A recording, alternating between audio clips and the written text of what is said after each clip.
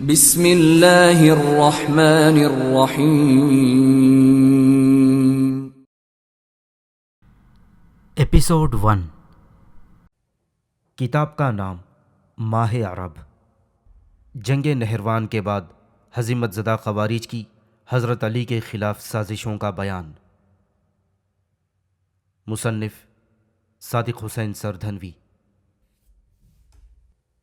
خارجی دراصل حضرت علی کرم اللہ وجہہ کی سپاہ کے چند باغی افراد کے مجموعے کا نام ہے۔ حضرت علی رضی اللہ تعالیٰ عنہ سے ان کے اختلاف کی وجہ یہ بیان کی جاتی ہے کہ جب مقام صفین میں حضرت علی اور معاویہ بن سفیان سے جنگ چھڑی ہوئی تھی، خوارج نے حضرت علی کو امیر معاویہ سے ایک صلح کل جمعیت کے ذریعے سے صلح کا مشورہ دیا تھا، لیکن انہیں معلوم ہوا کہ وہ جمعیت جمہوریہ یہ طے کر چکی ہے کہ حضرت علی کرم اللہ وجہہ کو خلافت سے معزول کر دیا جائے اور امیر معاویہ کو تفویض کر دیا جائے۔ خوارج نے حضرت علی پر تہمت لگائی کہ ایسے افراد کو حاکم کیوں تسلیم کیا جائے جو ان کے خلاف کارروائی پر آمادہ ہو گئے۔ اسی سلسلے میں وہ حضرت علی سے بیعت و اطاعت سے باہر ہو گئے۔ حضرت علی سے خلع بیعت کے ترک اطاعت کے ساتھ انہوں نے یہ بھی تجویز کیا کہ اپنے گروہ سے کسی ایک کو خلافت کے واسطے منتخب کر لینا چاہیے کہ وہی بادشاہ ہو جائے تاکہ سب خوارج اس سے بیعت کریں۔ لہٰذا اپنے گروہ سے ایک شخص عبداللہ بن وہب کو خلیفہ مقرر کر لیا اور پھر اس سے بیعت کر لی۔ اسے حرب و ضرب پر آمادہ کر کے مدتوں اس کے جھنڈے کے نیچے معرکہ آرائیاں کرتے رہے۔ یہ جنگ حضرت علی سے تھی۔ جب فیصلہ کرنے والوں نے یہ طے کر لیا کہ حضرت علی خلافت سے معزول کیے گئے اور امیر معاویہ خلیفہ مقرر ہوئے، معاویہ کا کام حسن تدبیر سے پختہ ہو گیا۔ شام میں ان سے بیعت کی گئی۔ خوارج برابر اپنی ابتدائی خلیج کو لیے ہوئے تھے اور جناب امیر المؤمنین حضرت علی کرم اللہ وجہہ امیر معاویہ سے مقابلے کے لیے لشکر کی تیاری میں مصروف تھے۔ خوارج کے نمرود و سرکشی کی خبریں پہنچیں تو حضرت علی نے انہیں سمجھایا۔ ارشاد ہوا کہ صلح کے بارے میں جو کچھ مشورہ ہوا تھا تمہاری مرضی سے ہوا تھا، میں خود اس پر رضامند نہ ہوتا اور تمہیں بھی نہ ہونا چاہیے تھا، لیکن ان باتوں کے باوجود وہ حضرت علی کی فرما برداری اور اطاعت سے منحرف ہو گئے۔ حضرت علی نے دیکھا کہ خوارج کا فتنہ اگر ترقی کر گیا تو اسلام کو سخت صدمہ پہنچے گا۔ ابھی ابتدا ہے، آسانی سے استحصال ہو سکتا ہے، ورنہ اس کے مقاصد جڑ پکڑ لیں گے تو دفع یا محال ہو جائے گا۔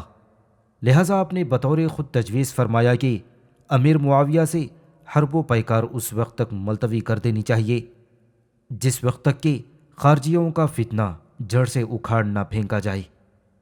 خوارج اور سپاہ حضرت علی رضی اللہ تعالیٰ عنہ سے مقامات مختلفہ میں متعدد بار معرکہ آرائیاں ہوئیں، لیکن نہروان کی جنگ ایک مشہور جنگ ہے جس میں حضرت علی اور خوارج سے نہایت خونریز محاربہ ہوا۔ نہروان دریائے دجلہ کے متصل اور بغداد سے کسی قدر فاصلے پر واقع ہے۔ غزوہ نہروان میں حضرت علی کرم اللہ وجہہ فتح یاب ہوئے۔ خوارج کا شیرازہ منتشر کر دیا گیا، ان کی کثیر سیاہ کام آئی، اس قدر فاش ہزیمت ہوئی کہ مدتوں اپنی شیرازہ بندی اور اجتماع کرنے کی قوت ان میں نہیں آئی، مگر پوشیدہ طور پر سازشیں ہوتی رہیں، خلافت کو نقصان پہنچانے کے در پہ رہے۔ 38 ہجری نبوی میں عمرو بن عاص رضی اللہ تعالیٰ عنہ نے مصر فتح کیا، اسلامی جھنڈا لہرانے لگا۔ محمد بن ابو بکر جو وہاں پہلے سے عامل تھے انہیں قتل کیا گیا اور ان کی جگہ پر معاویہ بن جریح کو عامل مقرر کیا گیا۔ امیر معاویہ مصر و شام کے خلیفہ ہو گئے اور دمشق کو اپنا مستقر اور دارالحکومت بنا لیا۔ حضرت علی عراق، جزیرہ، حجاز اور یمن کے خلیفہ رہے۔ آپ کا دارالخلافہ کوفہ تھا۔ امیر معاویہ نے اپنے سرایا ایسے لشکر کو کہتے ہیں جس پر سردار ہو کے خود خلیفہ نہ جائے بلکہ کسی کو اپنا قائم مقام بنائے، اس لشکر کو ماتحتی میں دے دے۔ اس سرایا کو انہوں نے بلاد امصار کی طرف روانہ کر دیا جو حضرت علی کے قبضے میں تھے تاکہ انہیں فتح کرنے کے بعد مستقل خلیفہ ہو جائیں۔ ایک سپاہ مکہ مکرمہ کی طرف ایک لشکر دمشق کی طرف اور پھر ایک جیش کو جزیرے کی جانب روانہ کر دیا گیا۔ وہ لشکر جدال و قتال کرتے تھے اور باشندوں کو ہموار اور اپنا طرفدار بنانے کی کوشش کرتے، لیکن انہیں اپنے اس مقصد میں کامیابی نہ ہوئی۔ ہر جگہ سے بے نیل مرام شکست خوردہ واپس ہوئے۔ حضرت علی رضی اللہ تعالیٰ عنہ کے دلیر رفقا نے، جن کی تعداد 40,000 تھی، آپ سے عہد موثق کر لیا تھا کہ ہم مر جائیں گے، اس محاربے سے منہ نہ پھیریں گے۔ آپ بخوشی اور اطمینان حرب و ضرب کی تیاری کیجیے۔ اسی اثنا میں حضرت علی رضی اللہ تعالیٰ عنہ شہید ہو گئے، جس کی تفصیل ہم آگے انشاءاللہ کتابی صورت میں حاضر کریں گے۔ خوارج سے مقابلے نہایت سخت تھے۔ طرفین کو اس خانہ جنگی کی بدولت بڑے بڑے نقصان اٹھانے پڑے۔ آخر میں حق کی فتح ہوئی۔ کوفہ ایک اسلامی لشکر ہے۔ اسے سعد بن ابی وقاص رضی اللہ تعالیٰ عنہ نے، جو کبار صحابہ اور عشرہ مبشرہ میں سے تھے، 17 ہجری میں بعہد خلافت حضرت عمر بن خطاب رضی اللہ تعالیٰ عنہ بعد فتح عراق بنایا تھا۔ شہر بنانے کا اشارہ بھی حضرت عمر کی ہی طرف سے تھا۔ آپ نے فرمایا تھا کہ اے سعد، کوئی ایسا مقام تجویز کرو کہ اس کے اور مدینہ طیبہ کے درمیان نہ کوئی دریا ہو اور نہ ہی کوئی پل۔ اگر وہاں سے تم ہمارے پاس کسی وقت آنا چاہو تو اپنی سواری پر بلا تکلف چلے آؤ۔ کوفہ فرات کے مشرق میں تھا۔ ہیرا کے 2 گوشوں پر ہیرا یعنی کوفے کے قریب ایک شہر ہے۔ ہیرا اور کوفہ میں 20 میل سے کچھ زیادہ فاصلہ ہے۔ کوفہ میں ابتداً 36 پاٹ کے رہنے کی جگہیں بنائی گئی تھیں، اور جب کوفہ میں آتش زدگی کا واقعہ ہوا تو انہوں نے خلیفہ وقت حضرت عمر رضی اللہ تعالیٰ عنہ سے استصواب کیا کہ اگر اجازت مرحمت ہو تو ہم اپنے مکانات کچی اینٹوں کے بنا لیں۔ اجازت ہو گئی کہ بنا لو، لیکن ذیل کی پابندیاں ملحوظ رہیں۔ کوئی شخص 3 سے زیادہ مکانوں پر قابض نہ ہو، نہ اپنی عمارتوں کو تول دو، سنت رسول صلی اللہ علیہ وسلم پر عمل کرو، ہر طرح کے فائدے ہوں گے۔ حسب الحکم خلیفہ کوفہ میں کچی اینٹوں کی تعمیریں شروع ہو گئیں۔ 2 قسم کے راستے شہر میں بنائے گئے تھے۔ شارع عام کوچہ نافذہ، بڑا راستہ یعنی شارع عام کی چوڑائی 20 گز رکھی گئی، اور پھر گلیوں کی چوڑائی 7 گز قرار دی گئی۔ بڑے راستوں پر جو عمارتیں بنائی گئیں 24 گز کی تھیں، اور باغوں کا عرض 70 گز مقرر کیا گیا۔ سب سے پہلے انہوں نے مسجد کے واسطے جگہ تجویز کر کے خط کھینچا، جس کی صورت یہ ہوئی کہ ایک قدر انداز کو، جو اپنے فن میں کامل تھا، درمیان شہر میں کھڑا کیا گیا، جس کا تیر 4 جانب مساوی فاصلے پر پہنچتا تھا۔ اس نے اپنی طریقے پر ہر طرف تیر پھینکا تاکہ معلوم ہو جائے کہ میانہ شہر کہاں ہے۔ جگہ معین ہو گئی تو وہاں مسجد اور اطراف میں تعمیر شہر شروع ہوئی۔ مسجد کے روبرو ایک سائبان ان پتھروں کا بنایا جانا قرار پایا گیا جو شاہان فارس کی عالیشان عمارتوں میں استعمال ہوئے تھے اور مسلمان ہیرا کو فتح کرنے کے بعد مال غنیمت میں لائے تھے۔ مسجد کے صحن میں ایک خندق کھودی گئی تاکہ اس میں کوئی شخص مکان بنانے کی جرت نہ کرے۔ مسجد کے ایک پہلو پر سعد بن ابی وقاص رضی اللہ تعالیٰ عنہ کے واسطے ایک محل تعمیر کیا گیا، اور وہ قیمتی پتھر جو شاہان فارس کے محلات سے حاصل ہوئے تھے اس میں حسب ضرورت لگا دیے گئے۔ محل کا نام قصر سعد رکھا گیا۔ کوفہ کی آبادی میں روز افزوں ترقی ہونے لگی۔ چنانچہ جب حضرت علی رضی اللہ تعالیٰ عنہ نے جنگ جمل کے بعد 36 ہجری میں کوفے کو دارالخلافہ بنایا تو کوفے کی حالت میں نمایاں تغیر ہونے لگا۔ متعدد عالیشان عمارتیں بن گئیں، بڑے بڑے بازار آباد ہوئے، تجارت کے سلسلے شروع ہو گئے، اور کوفے کے گرد ہیرا تک باغوں کا سلسلہ قائم ہو گیا۔ کوفہ میں بحیرہ کے کنارے خرموں کا ایک باغ ہے۔ اس کے ارد گرد نخلستان اس طرح گھیرے ہوئے ہے کہ سوائے بحیرہ کی طرف کی سب طرف سے حد بندی کرتا ہے۔ باغ کے درمیان میں ایک خام اینٹوں کی عمارت ہے جو زبان حال سے گویا ہوا ہے کہ میرے مالک متمول ہیں۔ کوئی سیاح یا مسافر دیکھتے ہی اس بات کا اندازہ کر لیتا ہے کہ باغ کسی صاحب حشم و خدم امیر کبیر کا ہے۔ باغ میں زیادہ تر استبل، میخیں، زنجیریں وغیرہ زیادہ نظر آتی ہیں۔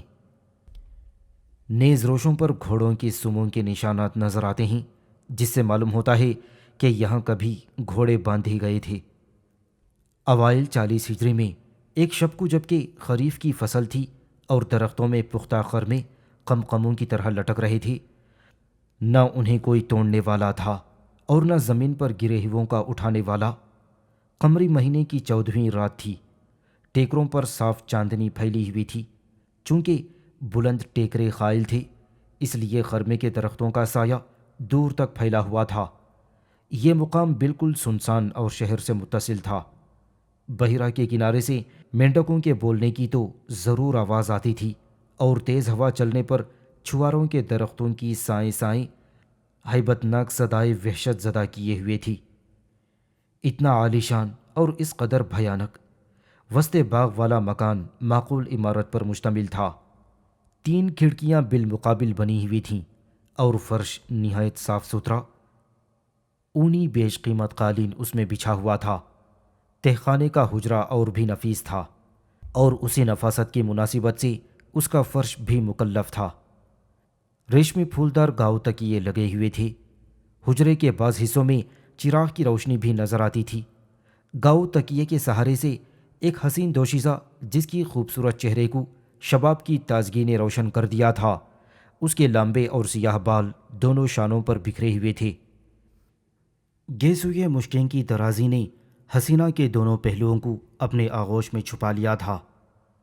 رخساروں پر بے ترتیبی سے چھٹکے ہوئے ہیں تو سراہی دار گردن بھی مستور ہے، انہی میں مستور ہے۔ اس کی شرمیلی سحرکار آنکھیں نہایت فراخ اور منور ہیں، لیکن دونوں پیمانے قطرات اشک سے لبریز نظر آتے ہیں اور گوشائے چشم سے نکل کر نازک و سرخ رخساروں پر پھیلنے والے ہیں۔ ستوان ناک کھڑا نقش، خوبصورت خد و خال، غنچہ سا دہن۔ اگر نرگسی آنکھوں سے طفلے اشک نکلتے ہیں تو کرتے کی ڈھیلی اور ریشمی آستین سے پوچھ لیتی ہے۔ سوگواروں کی طرح ایک سیاہ چادر اوڑھے ہوئے ہے، جو اس کے گلوساز اور زاہد فریب حسن کو زیادہ دلکش اور جاذب نظر بنائے ہوئے ہے، گویا کہ اس کے غازہ نے مذکورہ محجبین دوشیزہ سے رشتہ الفت مربوط کیا ہے۔ دوشیزہ کی تمام تر توجہ غم و علم کی طرف منعطف ہے۔ اس کا نہ کوئی خویش ہے، نہ غم خوار جو دکھے ہوئے دل کو تسکین دے۔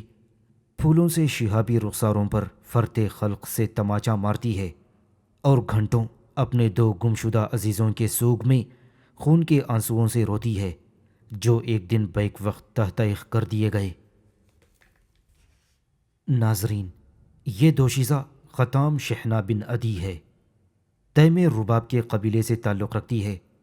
کوفے کی سہپارہ خوش جمال لڑکیوں میں سے یہ وہ لڑکی ہے جسے امتیازی حسن نے سب پر فوقیت دی ہے۔ اس کے جمال کا شہرہ تمام عالم میں ہے۔ ہر کے دماغ کو آواز حسن پہنچ چکا ہے۔ یہ ضرب المثل ہے۔ نگاہ چار ہوئی اور برچھی جگر کے پار ہوئی۔ حسینہ بڑے ناز و نعم میں اپنے حسن خداداد پر نازاں عیش و عشرت کے ساتھ بسر کر رہی تھی۔ وہ کیا جانے کہ فکر کسے کہتے ہیں اور غم کیا چیز ہے۔ ایکایک اس پر مصیبت کا پہاڑ پھٹ پڑا۔ جنگ نہروان میں جو خوارج اور حضرت علی کرم اللہ وجہہ سے ہوئی تھی، اس کا باپ اور بھائی قتل ہو گیا۔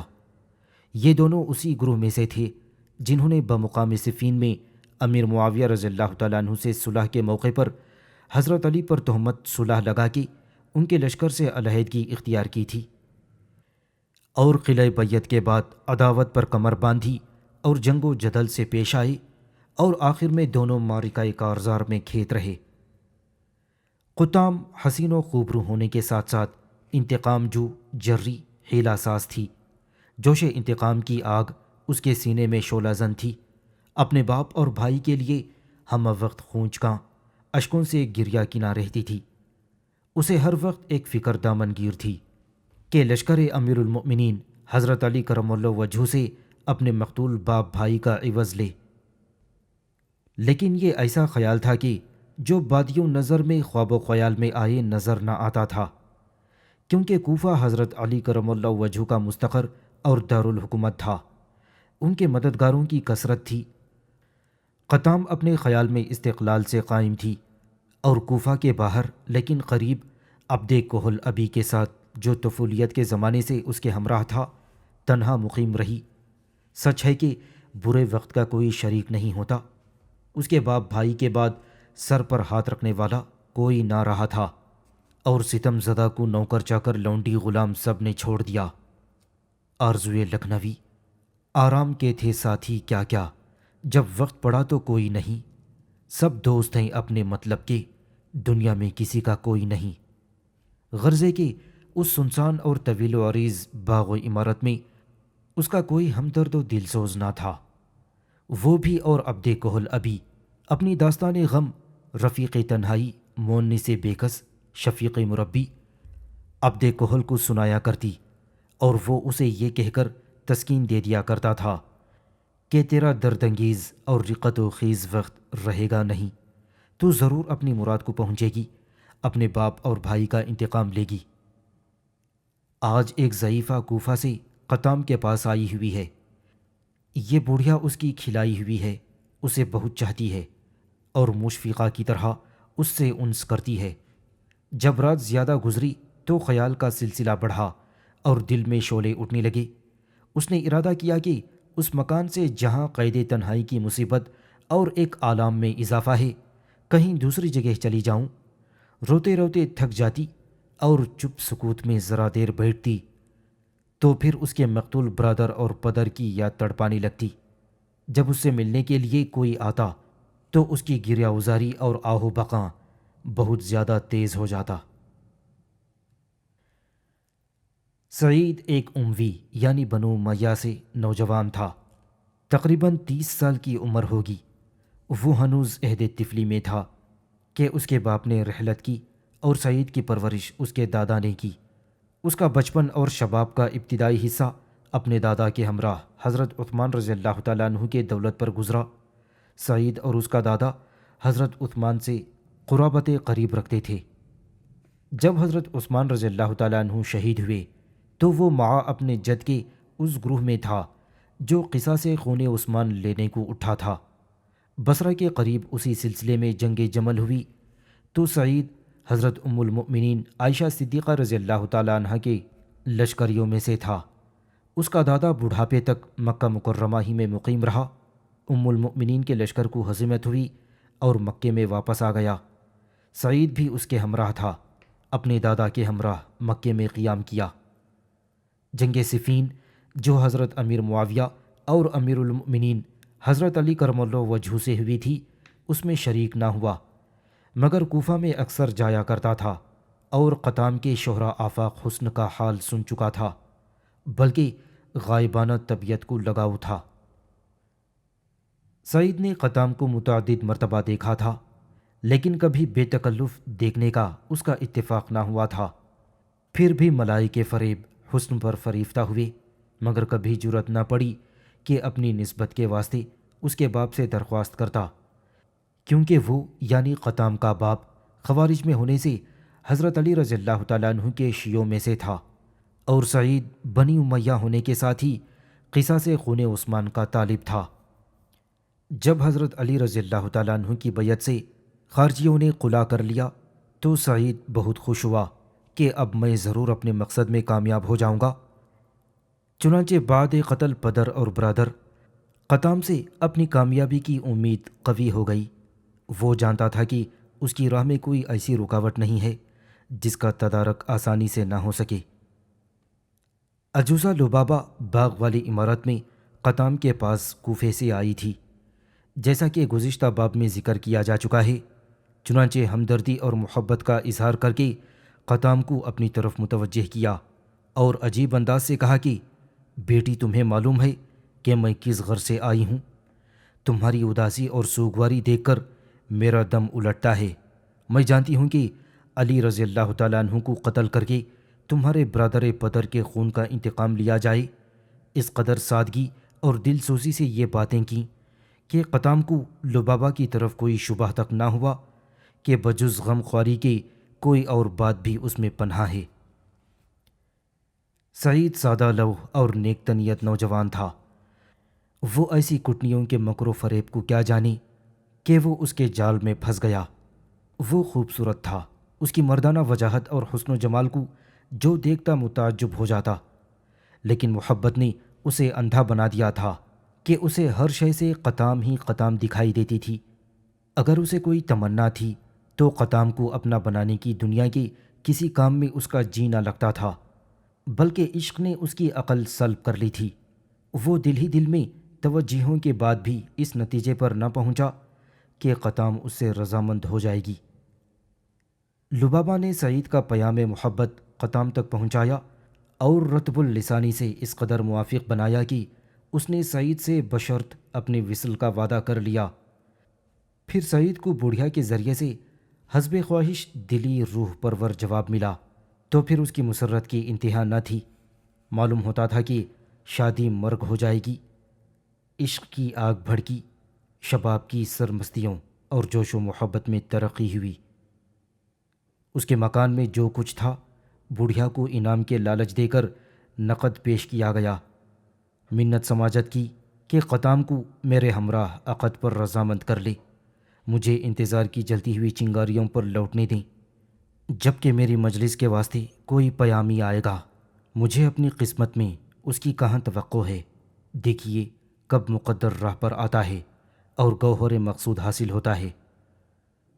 جس وقت قطام کے فرستادہ غلام نے یہ نوید مسرت سنائی کہ قطالہ عالم قطام نے اپنی کاشینہ عشرت میں طلب کیا ہے، تو سعید فرتے خوشی سے پھولے نہ سمایا۔ اس کی کیفیت عجیب ہو گئی۔ وہ مسرت سے دوڑتا پھرتا اور اپنے دامنوں میں اپنے آپ الجھ کر گر جاتا۔ وہ کوفہ میں پھرتا تھا اور بازار کی کسی چیز کو نگاہ اٹھا کر بھی نہ دیکھتا۔ نہ آنے والوں پر اس کی نظر پڑتی تھی، کیونکہ اس کی آنکھوں میں قطام کی صورت ہر وقت پھرتی رہتی تھی۔ آخر جب اسے یہ معلوم ہو گیا کہ قطام راضی ہو گئی ہے تو چہرے پر سرخی دوڑ گئی اور چاند کی طرح چمکنے لگا۔ وہ چاہتا تھا کہ اس کے پر ہو جائیں اور اڑ کر وہ قطام کے پاس پہنچ جائے اور خوب جی بھر کر گلشن جمال کی گلچینی کرے، مگر جب ضعیفہ کی ممانعت کا خیال آتا تو اپنا ارادہ اسے ملتوی کرنا پڑتا کہ قطام جب تک خود یاد نہ کرے جانا مناسب نہیں ہے۔ سوائے اس کے قطام کے ملنے میں بڑی سخت شرط ہے۔ وہ کہتی ہے کہ میرے ساتھ وہ عقد کرے جو برادر و پدر کے قصاص خون میں حضرت علی نعوذ باللہ کو قتل کرے۔ بھلا مجھ سے یہ کیوں کر ہو سکتا ہے؟ لیکن اس کی فریفتگی تمام دشواریوں کو آسان سمجھاتی تھی اور ہر محال کو ممکن سمجھتا تھا۔ اس نے یہ حیلہ کر لیا کہ اگر قطام مجھے اپنی صورت دکھا دے تو میں ذرا دیر نہ ٹھہروں اور علی سے بدلہ لے لوں۔ سعید راستے میں اس قسم کے خیالات میں الجھا ہوا چلا جا رہا تھا۔ وصل قطام کے لیے تمام تدبیروں پر غور کرتا جاتا۔ ادھر وہ غلام ریحان سعید سے آگے آگے قدم بڑھائے جا رہا تھا کہ کہیں ایسا نہ ہو کہ قطام سعید کی ہو جائے۔ سعید کو اس غلام کی مکاریوں کی خبر تک نہ تھی۔ دونوں شہر سے باہر نکلے۔ راستہ بالکل ویرانہ سا تھا، سوائے اس آواز کے جو ان کے قدم پتھروں پر پڑنے سے ہوتی تھی، اور کوئی آواز سنائی نہ دیتی۔ ریت کی وجہ سے پاؤں کی چاپ بھی نہ ہوتی تھی۔ واقعی کوفہ میں ریت اور پتھر کی کثرت ہے۔ دونوں درباغ پر پہنچے، چھواروں کے درختوں کے نیچے نیچے چلے۔ غلام یہ کہہ کر آگے بڑھا کہ مجھے جانے دیجیے تاکہ اس مکان کے رہنے والوں کا حال دریافت کر لوں۔ میں آپ کی خدمت میں حاضر ہوتا ہوں۔ سعید باغ میں ٹہلنے لگا اور خرموں کے درختوں سے دل بہلانے لگا۔ بحیرہ کے کناروں سے مینڈکوں کی آواز برابر آ رہی تھی، لیکن اس کا دل قطام کی زلف گیر میں اسیر تھا۔ سعید نے اتنی دیر میں کئی مرتبہ امامہ درست کیا، داڑھی مونچھوں کو درست کیا، جبہ سنبھالا اور انتظار کر رہا تھا کہ غلام آ جائے تو میں قطام کے دیدار فرحت آثار کو دیکھوں۔ غلام نے واپسی بہت تاخیر کی تو سعید کے دل نے فیصلہ کیا کہ غلام کو تو اب تک آ جانا چاہیے تھا، چلو ہم خود چلتے ہیں اور مالی کے مکان سے اجازت لے لیں۔ سعید اسی ادھیڑ پن میں تھا کہ چاپ معلوم ہوئی اور تھوڑی دیر کے بعد آواز آئی تو کیا دیکھتا ہے کہ دروازے پر انوار ساتیہ کا ہجوم ہے۔ ریحان نے آواز دی کہ سنتے ہی سعید جھپٹا۔ دل قابو میں نہ تھا، اضطراب مسرت نے بدحواس کر رکھا تھا۔ اس کے زانو ارتعاش محبت سے لرز رہے تھے۔ اس طرح بے تابانہ قدم بڑھایا کہ درختوں میں الجھ کر گر پڑا۔ دراصل وہاں ایک رسی بندھی ہوئی تھی جو تاریکی اور گھبراہٹ میں نظر نہ آئی، اس طرح سنبھلا کہ جیسے الجھا ہی نہ تھا۔ مکان کے دروازے پر پہنچا تو لبابہ صدائے بلند کرتی ہوئی اس کے سامنے آ گئی اور غلام ریحان ان دونوں کے آگے مشعل دکھاتا ہوا جا رہا تھا۔ سعید اس زمین دوز حجرے میں پہنچا جس میں اس کی محبوبہ قطام کا قیام تھا۔ لبابہ نے سعید سے کہا کہ گاؤ تکیہ لگا کر بیٹھو، اور خود بھی ایک گاؤ تکیے کے سہارے بیٹھ گئی۔ ریحان نے مشعل اسی جگہ چھوڑی اور خود حجرے کے پاس چلا گیا۔ سعید متمنی ہے کہ قطام سے گفتگو کی نوبت آئے، ابتدا کیوں کر ہوگی، سلسلہ کلام کس طرح جاری کیا جائے، لیکن چاروں طرف غور کر کے دیکھا تو قطام وہاں نہ تھی۔ نہایت افسردہ اور قبیدہ خاطر ہوا کہ نہ ہزار دقت و خرابی منزل مقصود تک پہنچے بھی تو دیدہ جمال محبوب سے محروم ہیں۔ آخر اس سے خاموش نہ رہا گیا۔ سعید نے پوچھا، خالہ لبابہ، تم خاموش نظر آتی ہو، کیا تم نے مجھے بلانے کے واسطے غلام کو نہیں بھیجا؟ ہاں بھیجا تھا۔ اور قطام کہاں ہے؟ لبابہ یہ سن کر چونک پڑی اور کہا کہ وہ دوسرے کمرے میں ہے، ہم وہاں ذرا دیر کے بعد چلتے ہیں۔ کیا آپ میری گفتگو سے ناخوش ہو گئیں؟ نہیں بیٹا، تم نے مجھے کیا کہا؟ لبابہ ایسا معلوم ہوتا تھا کہ جیسے کچھ چھپاتی ہے۔ سعید نے کہا، نہیں، ضرور آپ کو کچھ ناگوار گزرا ہے، آپ بتائیں تو میری محبوبہ کہاں ہے؟ دامن صبر میرے ہاتھ سے چھوٹ گیا ہے۔ لبابہ نے کہا، مطمئن رہو، یہاں تمہیں کوئی رنج نہیں پہنچے گا، مجھے تم سے کوئی شکایت نہیں ہے۔ ہاں یہ ضرور ہے کہ میری عین تمنا ہے کہ قطام تم سے راضی ہو جائے، لیکن اسے گریہ وزاری سے کسی وقت بھی مہلت نہیں ملتی، اور ہر وقت اس کی زبان پر الانتقام الانتقام رہتا ہے۔ میں تو علی ابن ابی طالب سے بدلہ لوں گی، اس کے سوا وہ کوئی گفتگو ہی نہیں کرتی۔ سعید نے کہا، خالہ تم نے قطام سے کچھ میرا تذکرہ تو نہیں کیا؟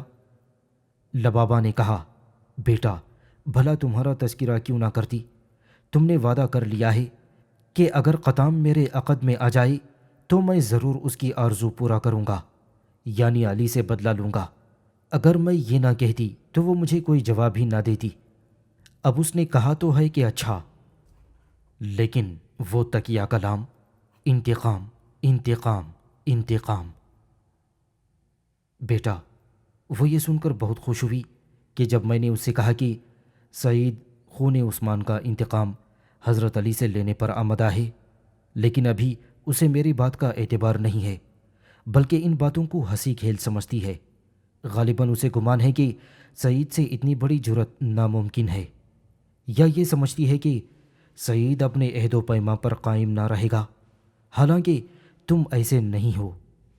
بڑھیا نے اس طریقہ اور لب و لہجے سے کہا کہ سعید کو یقین ہو گیا کہ میرا پیام شوق قطام تک پہنچا دیا جائے۔ بے شک وہ مجھے صادق الوعدہ سمجھتی ہے۔ اس اثنا میں پیرزاں کو کھانسی آئی، کھنکارتی جاتی ہے اور آنکھوں کے کورے پونچھتی جاتی ہے کہ بڑھاپے کی وجہ سے کھانستے کھانستے آنکھوں میں پانی آ چکا ہے۔ بوڑھیا منتظر تھی کہ سعید کوئی جواب دے تو اندازہ کرے کہ اس کی سحرکار تقریر کا اثر کیا ہوا۔ اس پر سعید نے کہا، بڑی بھی، میں قطام کو ملامت نہیں کرتا، وہ مجھے کیا جانے، اگر بدگمانی رکھتی ہو تو معذور ہے، لیکن بھلا وہ ہے کہاں؟ میں اس کے دیدار فرحت آثار کا مشتاق ہوں۔ اگر بالواسطہ گفتگو ہوئی تو انتقام کے بارے میں اپنا خیال اس پر ظاہر کرتا، ممکن ہے اس کے بعد وہ اندازہ کر سکتی ہے کہ سعید کون ہے۔ لبابہ نے کہا، بیٹا چلو وہ جہاں ہے میں تمہیں لے کر چلتی ہوں۔